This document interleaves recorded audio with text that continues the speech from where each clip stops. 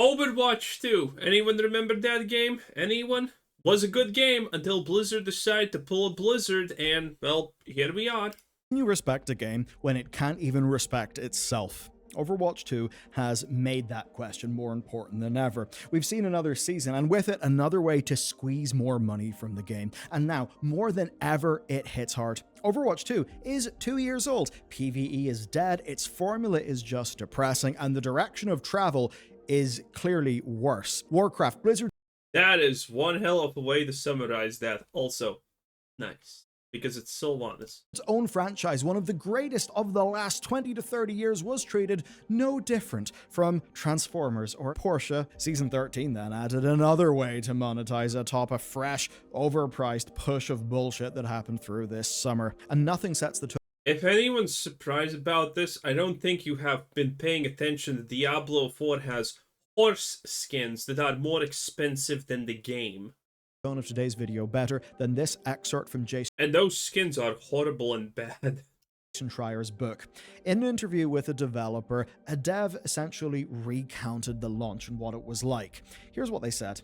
Everyone said, "You worked 6 years in this." No, we worked for 1 year in this. We spent all those other years on all the PvE stuff. People said it looked unfinished, said the developer. That's because it was. Yeah, Overwatch 2 sounds like a bad developer, if I'm being completely honest right here. Was screwed from the beginning, and with Microsoft gutting the Overwatch team, deleting the PvE team, things would only get worse. Gilded aspects are not a thing in Diablo, even though they sound like it. They are an Overwatch thing, one squarely, absurdly aimed at the whales. It is so unashamed of itself that I almost commend them for having the stones. Here's how it works. Gilded aspects are palette-swapped mythic skins, right? They're a black and gold color scheme, but I think we should really talk about them in Blizzard's own words, because they really communicate the value in this macro transaction.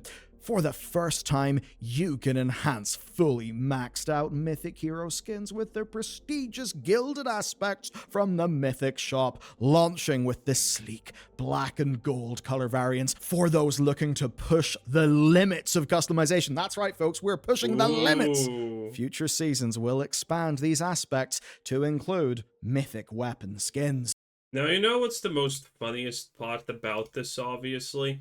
It's the fact that when you look at, what is the picture, this? Most likely the reason there are only two color palettes, well, one color palette I should say, but there's two colors in it, is because Blizzard wanted AI to be able to make this. Which is, you know, I think extra hilarious considering everything that has happened. Skins. Oh, isn't that exciting? They got one thing right. Limits certainly are being pushed. As skins, these are fine. Blizzard have got good artists, right? The problem, though, is how these are being sold. And this is where the whaling comes in. You see, these technically are a customization option for mythic skins. The way it works is that you buy these, but they can only be applied to a fully leveled up mythic skin, right? So you fully level. And leveling up a fully mythic skin was pretty gruesome. Up your mythic skin, then you acquire and apply the gilded aspect. A producer working on the project clarified that these are in the Mythic shop, purchased with Mythic prisms, but said that the price is not public and that it's not up to their team. Lovely, and I suspect we won't hear from the other team who are doing the pricing. Now, remember how all of this works. To earn enough Mythic prisms to fully unlock a Mythic skin, you need to purchase and complete the entire Battle Pass for a season. Beyond that, though, you can buy prisms directly. In the US, prisms are $1. But of course you can. $1 a pop. Yes, $1 a pop. To max out a skin is 80 prisms, meaning we are talking about $80 skins. That being said, I must be fair to them. The best way, the best value bundle is of course the 75 bundle, because it comes with 25 prisms free. Just amazing value for 75 bucks. Now, the way it works is Mythic skins cost 50 prisms, and then they've got upgrade levels, and leveling them up to max costs another 30 in total, meaning 80 prisms, and yes, that does mean 80. Oh my god, that is so good. You get that's like you getting 10 prisms free. What's not to love here? Oh, it's such a fair and well-balanced and non-greedy system. You get 10 prisms free. Yeah, this is what the idiots in Diablo were trying to say about the first time that Blizzard released a $50 horse skin, it was like, well, you're not only getting the horse, you're getting a bunch of coins extra for free. God, it must be nice to be such a moron. $80 skins. And yeah, you get 80 prisms by completing the battle pass, but each battle pass adds a full mythic skin worth 80 prisms. And so the point was that every pass had 80 prisms, and every season that came along with that pass would add one more, which in total would be worth 80. But that's obviously ended up changing because of the addition of the mythic weapon skins. The Reinhardt and Ana ones follow the same pricing model. It's 50 for the base skin, and then they've got upgrade levels, meaning 80 each. And that means that every season adds a battle pass that gives you the ability to earn 80, but it adds 160 mythic prisms worth of purchase opportunities. And that's all without this new system. So how hard will Blizzard go for this system? Will it be 20 prisms for the Gilded thing, right? Hey, I don't honestly care how much this costs as long as it removes Mercy's armor and, we see a little bit more of the things that we want to see, Blizzard. But honestly, knowing Blizzard, and I just finished Diablo of Force Vessel's Hatreds campaign, and I have to say, literally, until the final cinematic, I was like, man, when does the story start? At no point did it feel good, okay? And, dude, what's with Blizzard and just wanting to put in crippled women? I'm calling it right now. The next Overwatch champion that's gonna be released is gonna be a woman without an arm or a leg or something like that. She's gonna be some sort of cripple because inclusivity. Yeah, and that's a great thing. Said literally no one ever. Maybe a little bit of flourish on top of your $80 skin, for $100 in total. Maybe it'll be that. Maybe, though, it'll be quite a bit more. I mean, they're black and gold. They're prestigious. Why not charge 40 prisms? And yeah, you might think, well, that's a bit ridiculous. Who will buy all of that? And they could probably say to themselves, people aren't going to buy it, obviously. Oh, sure. This is really meant for the sort of person that's just going to buy the battle pass, earn a bunch of prisms, and only buy things on the one character they care about. But that is obviously just an excuse. The pricing model here is designed to fully extract cash from the whales, and so slowly but surely they've spent 2024 squeezing everything that they can. And funny enough, that's not even the bit that's most offensive to me. It is the fact that they cannot even respect their own IP, their Who cares? It's Blizzard. Again, Bobby caught a cliff, and everything seemingly is just on a fast track to becoming shittier. The stories are worse, more pussy-like, way less masculine, way more emo. Oh my god, it's just depressing, okay? Blizzard's storytelling has become depressing, and that's what Bobby G. Kotick worked hard to fight against. He was the floodgates. He kept the Vogue out of Blizzard by sexually harassing them, which worked out terrifically, okay? And now without him, look at Blizzard. It's on a fast track to replace every single woman with a fat substitute, probably without an arm or a leg. It is disgusting, deplorable, and my god, how are even normies, okay? Overwatch 2 is still played by a bunch of people. But those people probably roughly play for 10 minutes a day and then they get bored. There is no such thing as a hardcore Overwatch fan base anymore. The game is, without question, legitimately dying. Because without a hardcore player base, no game is probably gonna succeed. The normies at some point are just gonna leave. And there is no amount of sunk cost fallacy that they can input in skins via real money to make them stay. They're just gonna quit at one point.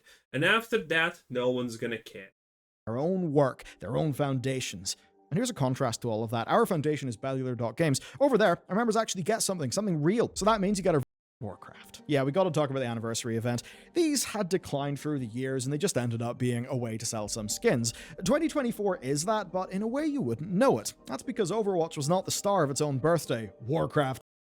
Nice emphasis right there, artist. 10 out of 10. Was perfectly timed for the war within. and it stung. Warcraft, a pillar of Blizzard. I mean, World of Warcraft, the game that basically got Blizzard infinity mega forever money that was able to fund things like Overwatch, well, it got the exact same treatment as Porsche and Transformers. That's because Overwatch has a problem. Overwatch can't make new content. Xbox cut everything from its team. PvE is gone. I take exception because Warcraft is Blizzard. It is their heritage. And the only thing out of all of this that had any form of what you may call sauce was the trailer. Yeah, the people who put together the advertisement for all of these microtransactions, they basically made it like a dark ride in a theme park, full of flavor, lovely work, but an ad. Yep, exactly the thing that's gonna attract the most normies. I mean, it's gonna backfire at some point. For the thing that you buy, nothing actually to play. You see, in the past in Overwatch, things like the Halloween event would have a PvE game mode. They'd have reskinned Overwatch characters as stars that have unique game. Yeah, but none of that is useful anymore. Again, when your entire player base, probably 99.9%, is literally tourists normies, you don't need to make these events. Because the normies are not gonna care, honestly. Even if you make the event, the normie is still gonna play 10 minutes a day, and that's it. They're gonna go do something else. That's it. That's it. It's far more lucrative to just make a new skin, because there's a chance they will buy it. Play, they could actually be really damn hard and like actually good video game, not just a throwaway trash event. They were goddamn content, and for so many of us they were a reason to fire up Overwatch that was not an endless competitive grind. So here we have Thrall, Magni, Sylvanas, and Arthas, as well as past skins like Blood Elf Symmetra, Blackhand, Tyrande, Illidan, and stuff. And you might think, what if there was gameplay here? I mean, it's PvE. What if we're fighting the Scourge? Tyrande has an unshaved bush everyone. The Lich King is there to be the big final enemy. Wouldn't that be cool? Give Reinhardt's hammer slam some Green Jesus finally floating above the ground. Cool. Some sort of Arthasy theme. Give him Defile. All the Warcraft people will come over and play Overwatch too. And the Overwatch players will get to reminisce of back when they played WoW. And Champion, the most annoying thing about Blizzard in a long time. The funny thing is, back in 2023, when they still had PvE staff, Diablo 4 launched, and it launched with Trials of Sanctuary, a co-op survival brawl where you played with different Diablo class skin heroes. You explored through the cathedral, you got weapons that changed up your abilities, you had boss fights against Diablo enemies. It was cool, like big Azmodan skins. It was awesome. It was gameplay. It was fun. And that's the point. We should expect good content. The War Within's launch could have added a Xalatath skin. I mean, they've put her in Diablo, why not put her in here too? Wait, they put Xalatath in Diablo? When? Is there a skin of her?